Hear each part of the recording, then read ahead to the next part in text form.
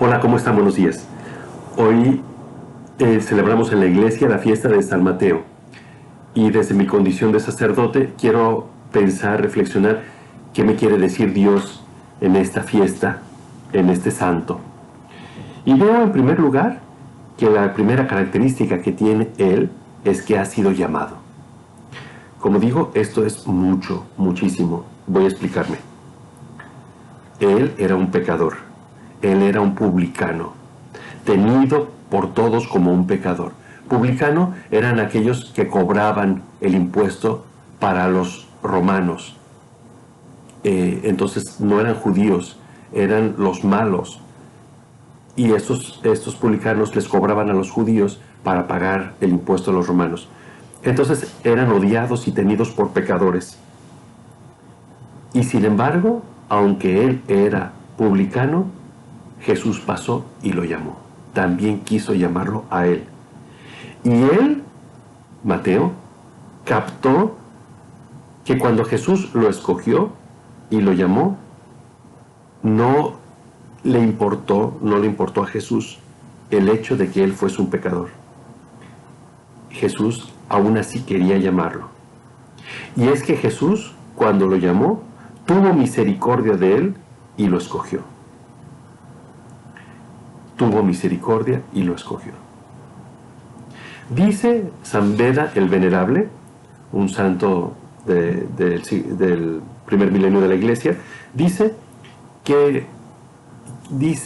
hablando de este momento en que Jesús llamó a Mateo, miserando atque eligendo. Jesús pasó miserando atque eligendo, teniendo misericordia de él y eligiéndolo.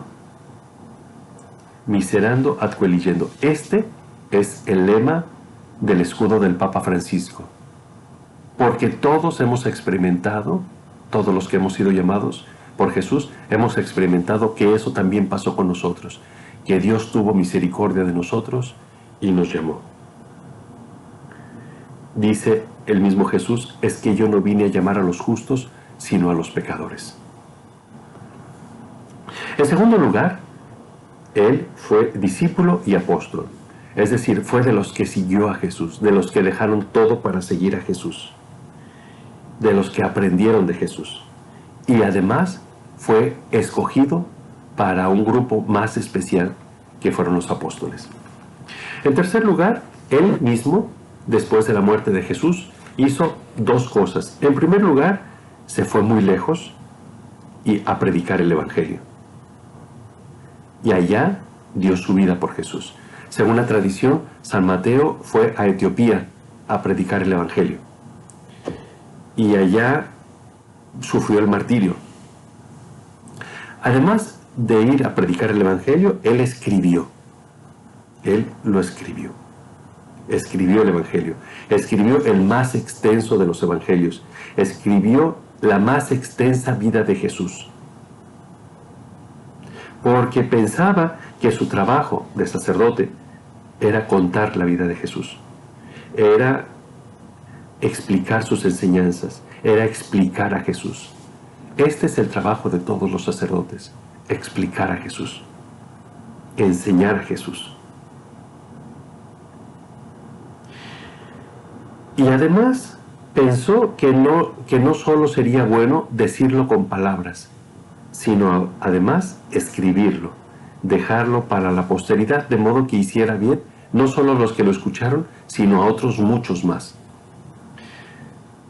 Tomando este ejemplo de San Mateo, hoy que quiero reflexionar desde mi estado de sacerdote en él, pienso que yo también debería no solo dar estas pláticas que ya quedan grabadas, sino ojalá que también yo pudiera escribirlo.